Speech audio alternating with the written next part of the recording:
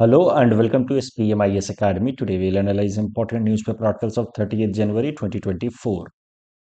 Please note you can download the PDF version of today's newspaper analysis by clicking the link given in the comment section.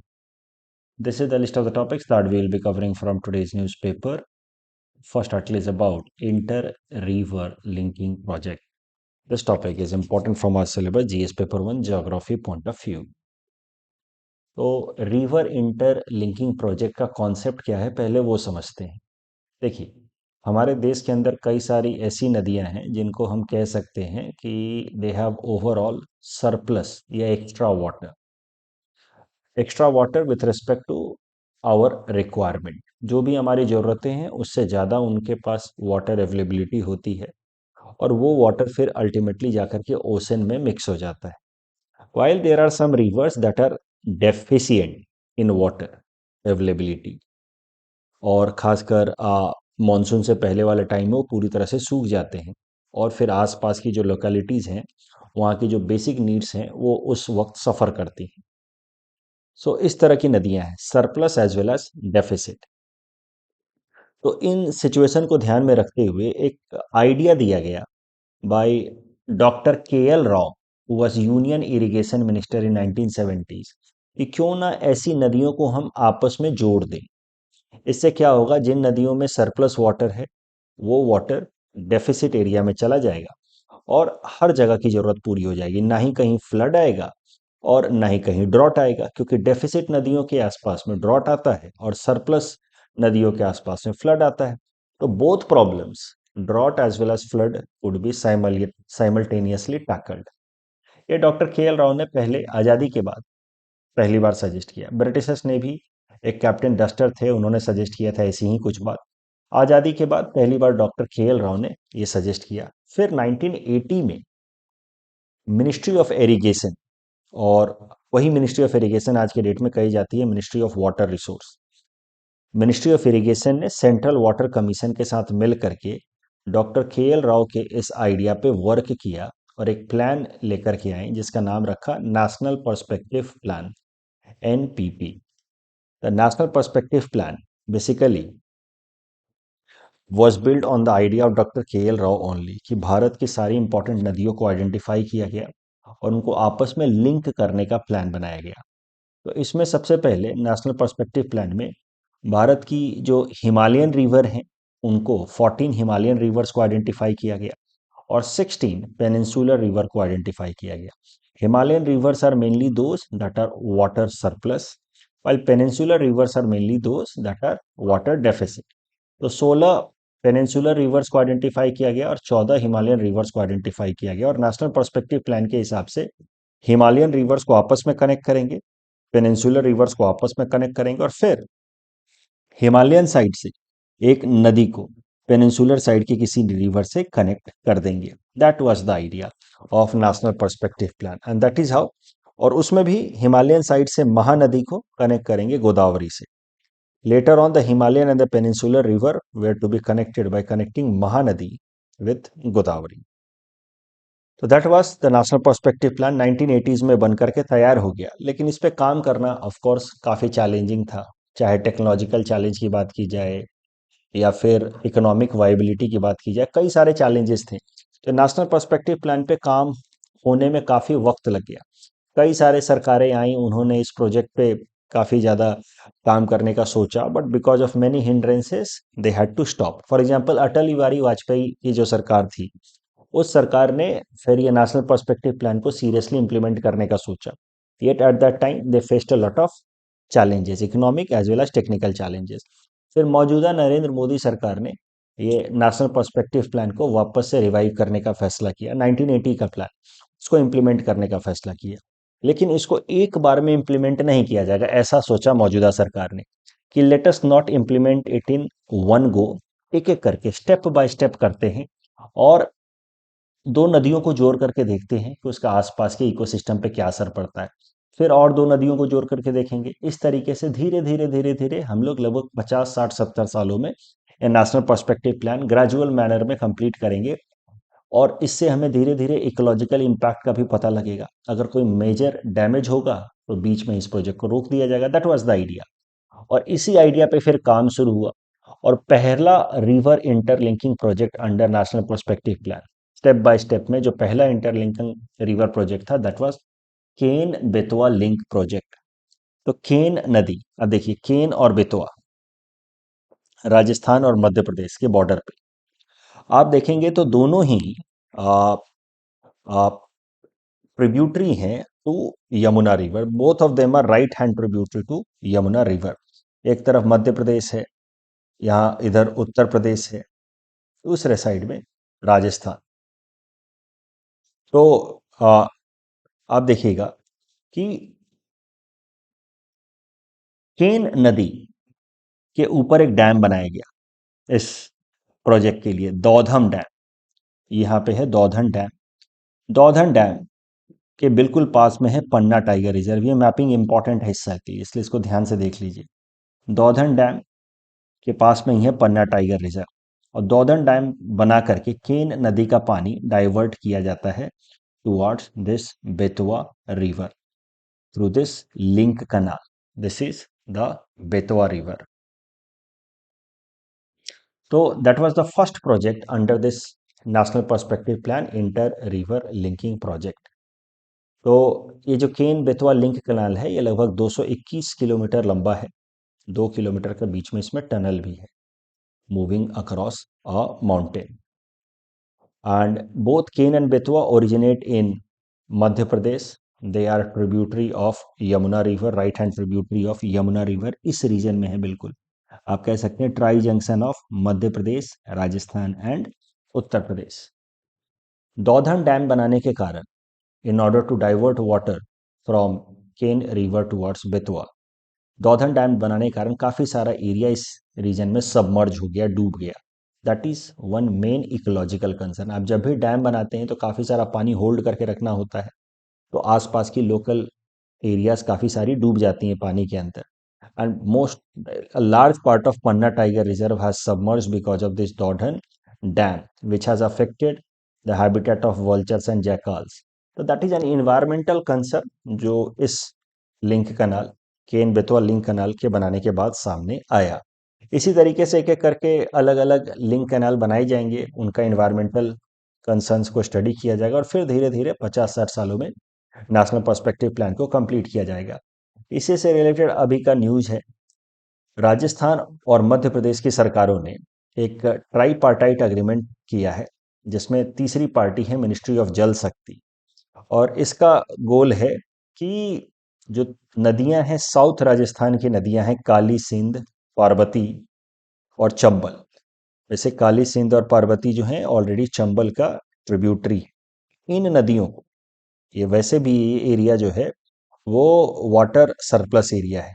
Rajasthan की अगर बात की जाए तो relatively ये water surplus area है। ये वाला एरिया हम बात कर रहे हैं, रिलेटिवली वाटर सरप्लस एरिया है। और ये वाला एरिया वाटर डेफिसिट एरिया है।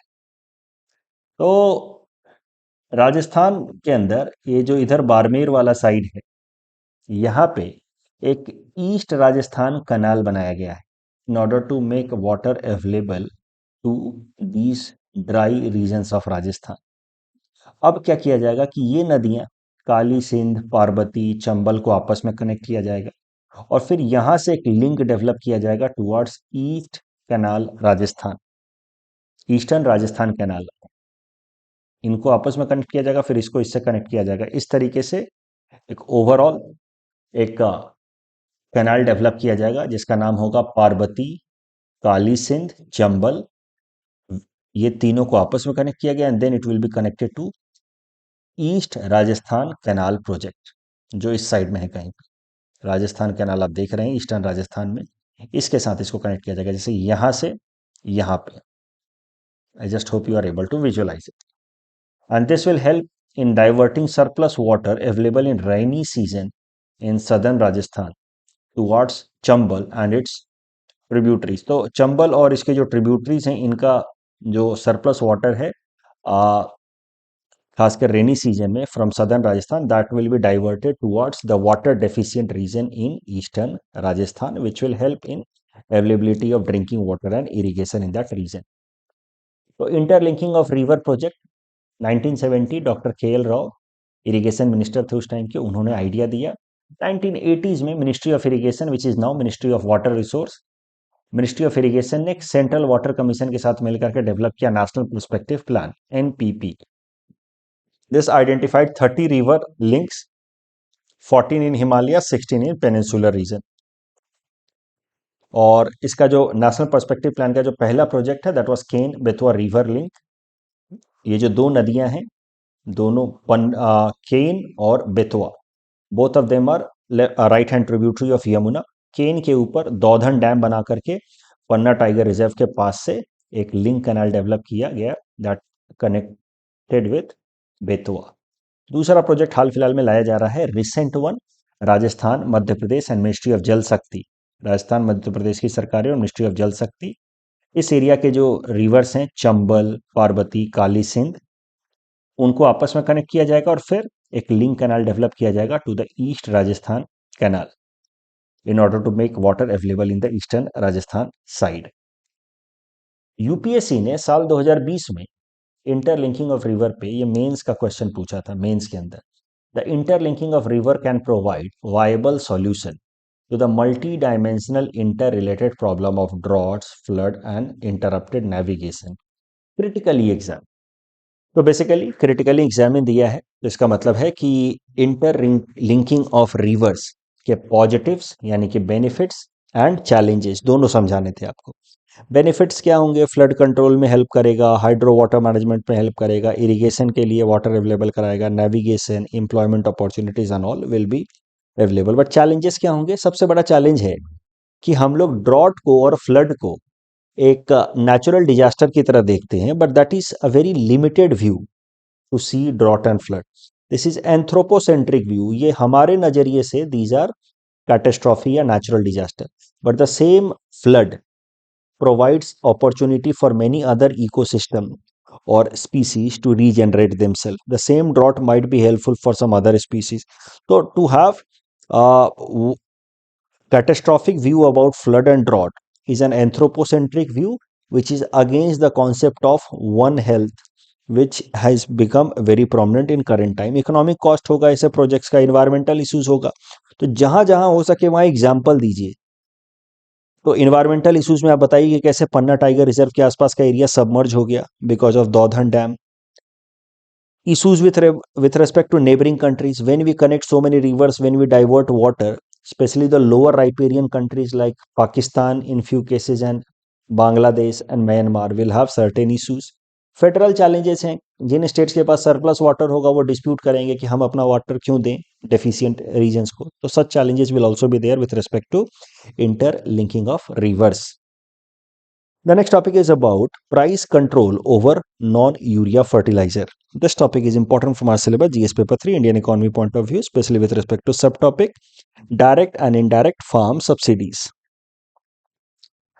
ये आप अगर डेटा देखें तो this data is with respect to subsidy provided by the government of India. ये डेटा थोड़ा पुराना है, yet I have given this data just to give you an idea कि भारत सरकार किन किन तरह की सब्सिडी देती है और उसमें भी किस तरह की सब्सिडी सबसे ज़्यादा दी जाती है।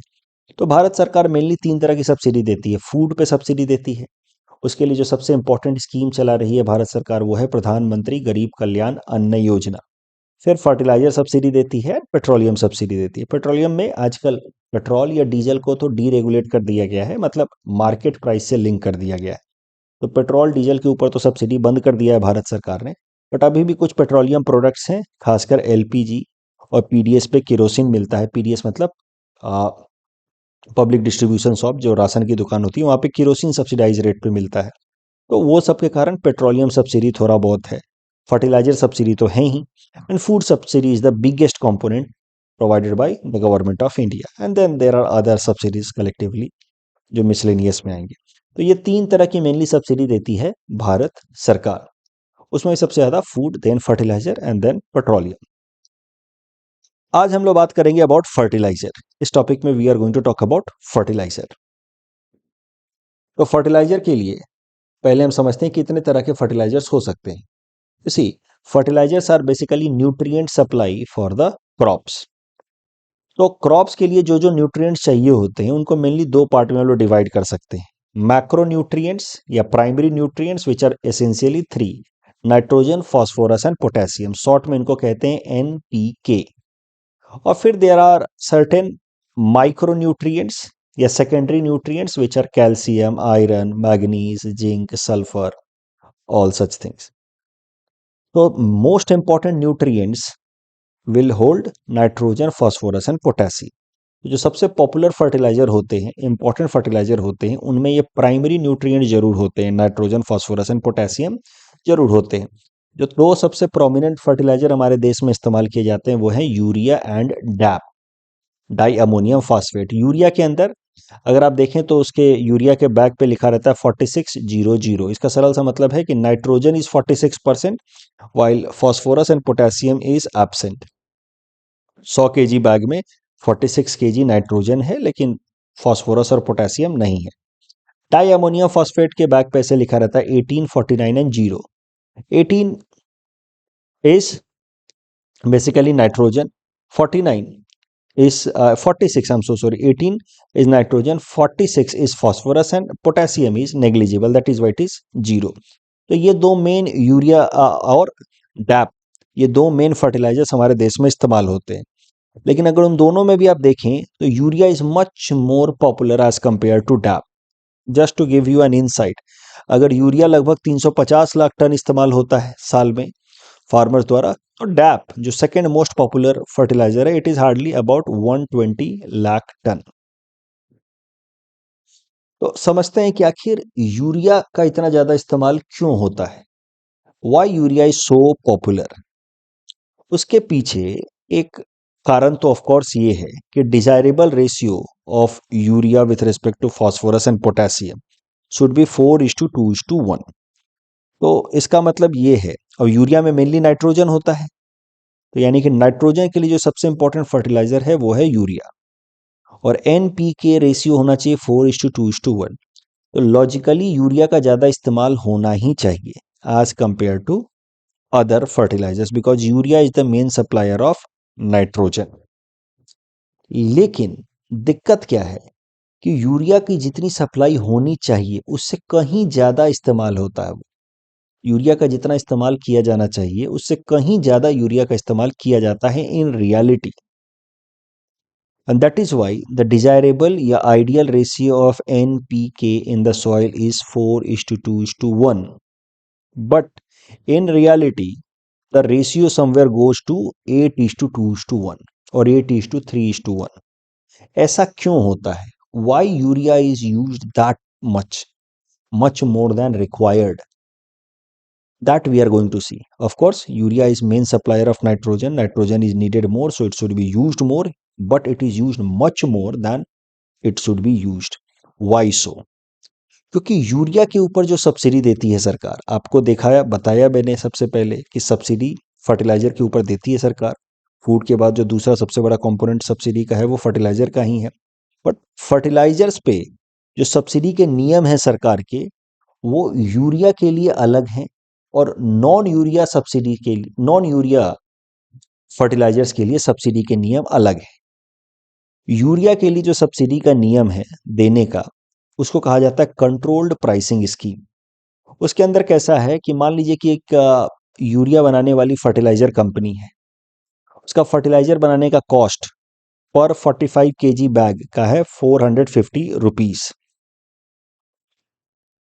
450 रुपीज इसका कॉस्ट है पर फर्टिलाइजर यूरिया बैग बनाने का इसका कॉस्ट। लेकिन सरकार ने नियम क्या बना रखा है कि आप इसको फिक्स्ड रेट पे ही मार्केट में बेचेंगे, 242 रुपीज पर बैग ही बेचेंगे। The government has fixed the price MRP of this urea bag. तो जो भी डिफरेंस होगा in this particular case, the difference is 208 rupees will be paid by the government as subsidy. वो दूसरी company होगी, उसका यूरिया का 45 केजी बैग बनाने का कॉस्ट आ रहा होगा 500 rupees per bag of 45 KG, तो उसको सरकार सब्सिडी देगी 258 रुपीज। तो पॉइंट इज कि यूरिया के लिए जो सब्सिडी स्कीम इस्तेमाल करती है सरकार, उसका नाम है कंट्रोल्ड प्राइसिंग स्कीम। उसके अंतर्गत इसके अंदर कंट्रोल्ड प्राइसिंग स्कीम में the MRP is fixed and subsidy varies for company to company. जिस कंपनी का मैन्युफैक्चरिंग कॉस्ट हाई होगा उसको ज़्यादा सब्सिडी मिलेगा, जिसका मैन्युफैक्चरिंग कॉस्ट कम होगा उसको कम सब्सिडी मिलेगा। तो नेचुरल सी बात है कि ये तरीका जो है वो काफ़ी अच्छा या एफिशिएंट तरीका तो नहीं है, क्योंकि कोई भी कंपनी एफिशिएंसी पे फोकस नहीं करेगी, सस्ते दामों पे यूरिया बनाने पे फोकस नहीं करेगी। वो बोलेगी यार 500 का नहीं 600 का भी बना रहे हैं तो क्या फर्क पड़ता है, बेचना मार्केट में 242 का ही है और सरकार से जो डिफरेंस अमाउंट है वो सब्सिडी के तौर पे मिल ही जाता है। तो no company focuses on efficiency making urea at a cheaper rate. Yet government is not changing this policy of controlled pricing scheme on urea, because आप कह सकते हैं कि urea is very important fertiliser for the country and government does not want to tinker with the subsidy policy for urea. क्योंकि अगर urea की supply में थोड़ी भी कमी हुई तो एग्रीकल्चर पे निगेटिव असर पड़ सकता है। लेकिन वहीं यूरिया के अलावा जो नॉन यूरिया फर्टिलाइजर्स हैं जैसे डैप हो गया या म्यूरिएट ऑफ पोटास हो गया MOP, इनके लिए जो प्राइसिंग स्कीम होती है उसको कहा जाता है डी कंट्रोल्ड प्राइसिंग स्कीम, और उसके लिए दूसरा नाम है nutrient based subsidy scheme NBS। इसके अंतर्गत क्या करती है सरकार कि फर्टिलाइजर बनाने वाली कंपनी का सब्सिडी फिक्स कर दिया है। सब्सिडी कैसे फिक्स किया है कि अगर तुम्हारा फर्टिलाइजर के अंदर नाइट्रोजन इतना केजी होगा तो हम लोग तुमको इतना सब्सिडी देंगे, फास्फोरस इतना केजी होगा तो इतना सब्सिडी देंगे। मतलब इसीलिए इसको नाम दिया गया है nutrient based subsidy scheme NBS। कि तुम्हारा बैग में जितना मेन कंपोनेंट होगा NPK जितना जितना होगा उस हिसाब से हम सब्सिडी दे देंगे। तो subsidy will be given as per the nutrient availability in the bag. अब तुम्हारा बनाने का कॉस्ट ज़्यादा हो गया तो तुम महंगा बेचो, तुम्हारा बनाने का कॉस्ट कम हो गया तो तुम सस्ता बेचो। तो basically in non urea kind of fertiliser the MRP varies from company to company, but the subsidy remains same. Subsidy per unit nutrient for NPK remains same. इसीलिए इसको कहा गया है nutrient based subsidy scheme. Here the subsidy is fixed, MRP varies. मान लीजिए कि कोई company है जिसको सब्सिडी मिला 500 रुपये लेकिन उसका बनाने का खर्चा है 1200 रुपये, तो वो मार्केट में इस बैग को 700 रुपये में बेचेगी। तो ये जो ड्यूअल पॉलिसी है फर्टिलाइजर्स के ऊपर सब्सिडी रखने का, इसका क्या आउटकम आया है वो जरा समझिए।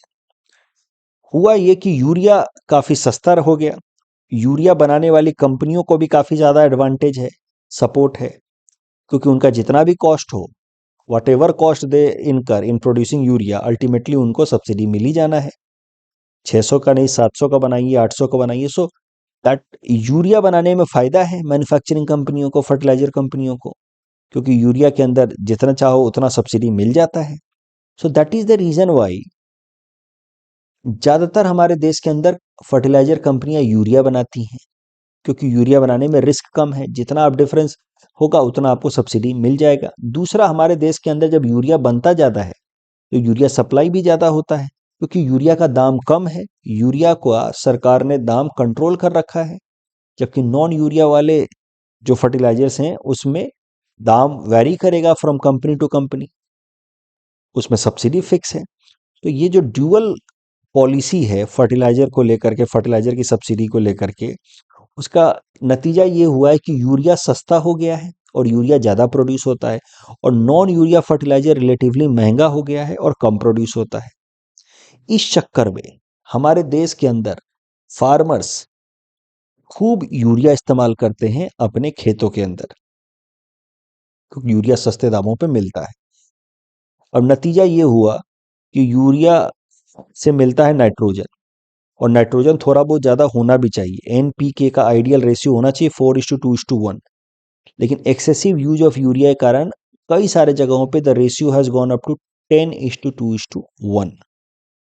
उसके अलावा यूरिया जब सस्ता मिलता है तो फार्मर्स उसको कई दफ़ा सब्सिडाइज रेट पे खरीद करके और इंडस्ट्रीज़ में बेच देते हैं, क्योंकि इंडस्ट्रीज़ में भी यूरिया का इस्तेमाल होता है for different purposes, like for making resin, glue, plywood, crockery and all.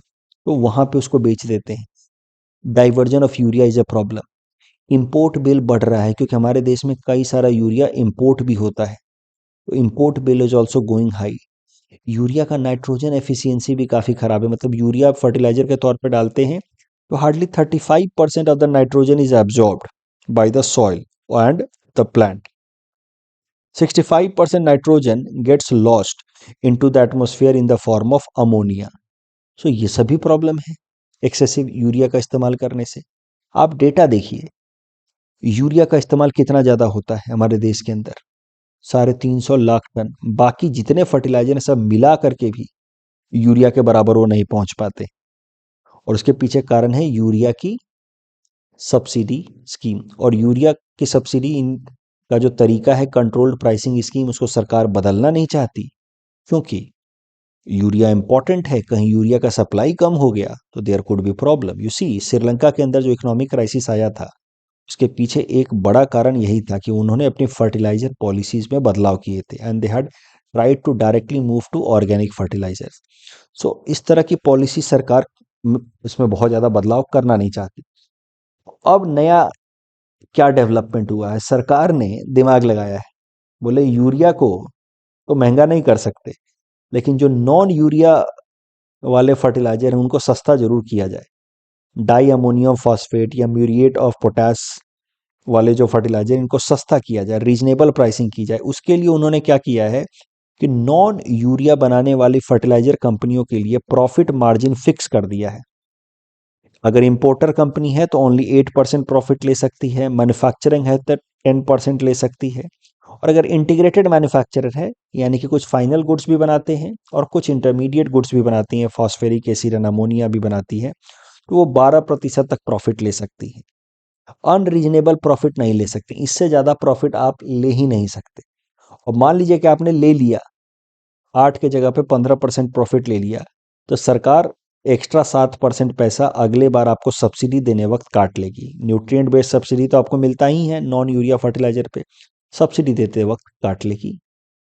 इससे होगा क्या, यूरिया का दाम तो नहीं बढ़ेगा, लेकिन नॉन यूरिया फर्टिलाइजर्स का दाम थोड़ा घटेगा जरूर, क्योंकि रीजनेबल प्राइसिंग होगी, क्योंकि प्रॉफिट को फिक्स कर दिया सरकार ने। तो नॉन यूरिया फर्टिलाइजर्स के जब दाम घटेंगे तो हो सकता है कि फार्मर्स नॉन यूरिया फर्टिलाइजर्स का भी थोड़ा इस्तेमाल बढ़ाएं। उससे एनपीके का जो रेशियो नाइट्रोजन के फेवर में ज़्यादा टिल्ट हो गया है वो वापस से थोड़ा सा री डिज़ाइन हो, रीफ्रेम हो। यही बातें यहाँ लिखी हैं। Price control over non urea fertiliser, you see fertiliser और उनका सब्सिडी स्कीम। यूरिया के ऊपर controlled pricing scheme, price is fixed, subsidy varies. Non urea जैसे कि di ammonium phosphate and muriate of potash, de controlled pricing, nutrient based subsidy, price varies, subsidy fixed.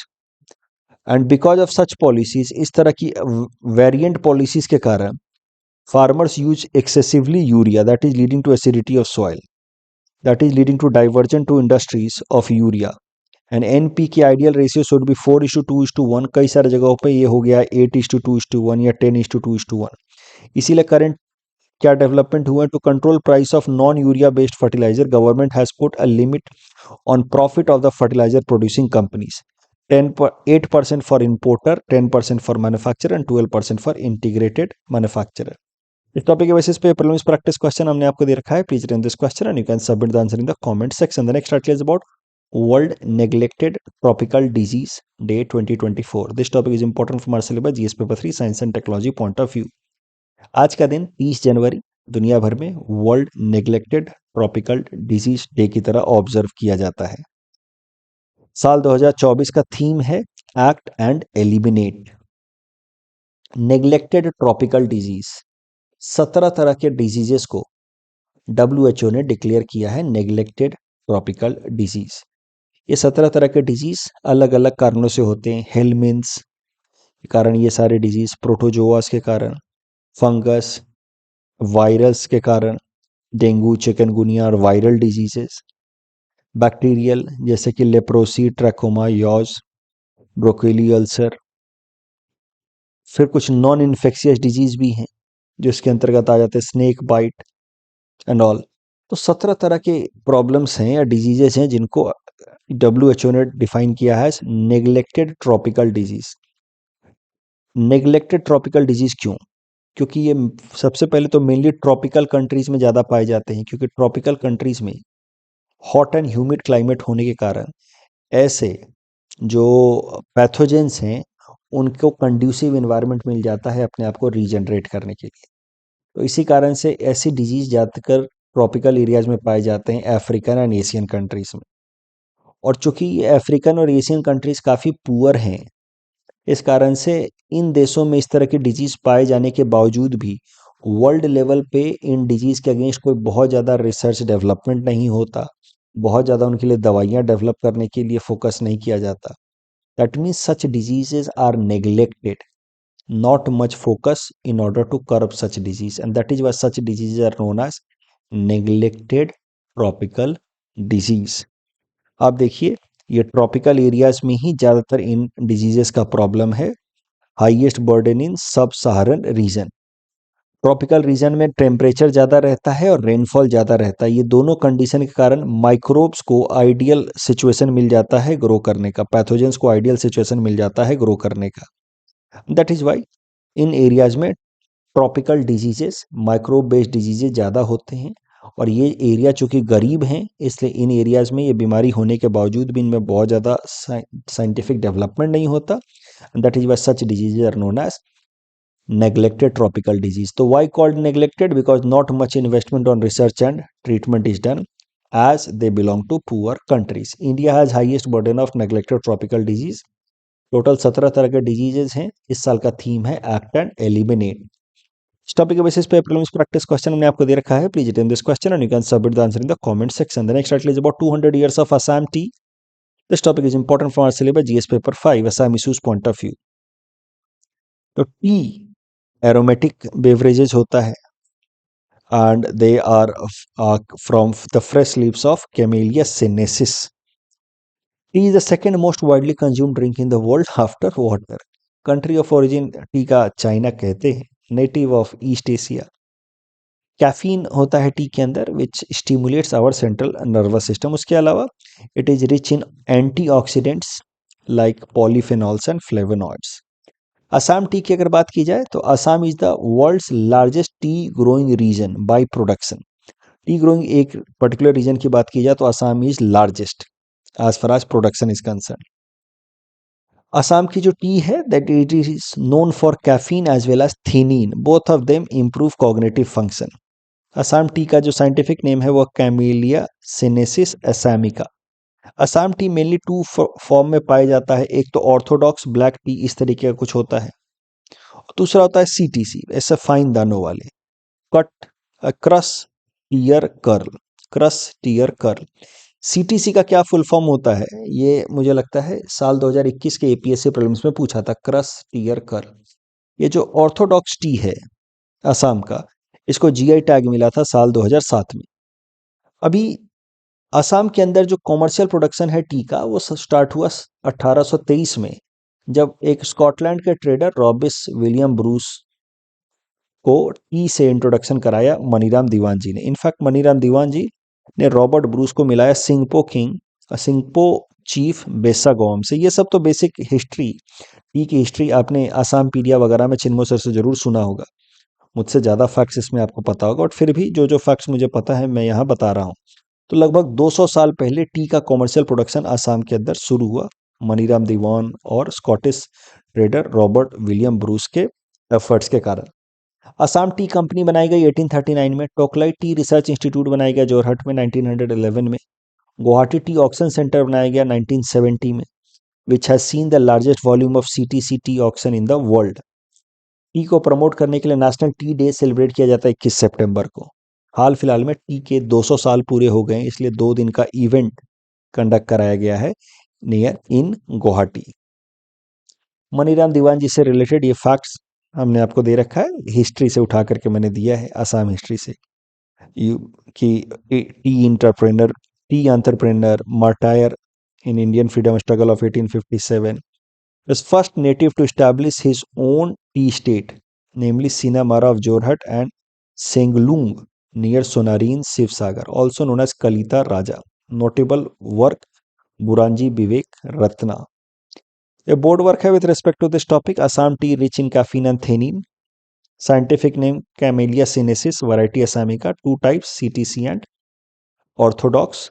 Commercial production in 1823, जिसके अब 200 साल पूरे हो गए हैं. Z plus security to Kerala governor. This topic is important from prelims perspective. तो किस किस तरह की सिक्योरिटी दी जाती है? अभी ये न्यूज अपने आप में बिल्कुल इंपॉर्टेंट नहीं है कि जेड प्लस सिक्योरिटी मिला केरला गवर्नर को, ये इंपॉर्टेंट नहीं है. लेकिन किस किस तरह की सिक्योरिटी दी जाती है वो यहाँ पे मैं थोड़ा बता देता हूँ आपको. एक्स सिक्योरिटी, 2 आर्म्ड पर्सनल्स होते हैं, नो कमांडो. वाई सिक्योरिटी, उसमें 11 आर्म्ड पर्सनल होंगे और लगभग 1 या 2 कमांडो होगा. जेड सिक्योरिटी में 22 आर्म्ड पर्सनल होंगे, 4 से 5 कमांडो. वाई प्लस में 2 कमांडो और 11 से ज़्यादा पर्सनल्स, ऐसे सिक्योरिटी पर्सनल्स होंगे. Z plus 55 personnels and 10 plus commando, that is Z plus security.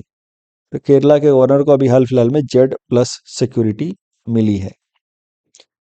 सबसे ऊपर वाली जो सिक्योरिटी होती है वो होती है SPG, special protection group, that provide security only to the prime minister. इसमें कितने लोग होते हैं, कितने कमांडो होते हैं, वो किसी को नहीं पता. The strength is unknown. The SPG to provide security to the prime minister was created in 1985 after assassination of the then Prime Minister Indira Gandhi जी. 84 में इंदिरा गांधी जी का असैसिनेशन हुआ, एसपीजी को बनाया गया 1985 में. बाद में एसपीजी एक्ट बना करके एसपीजी को एक स्टैट्यूटरी बॉडी बनाई गई.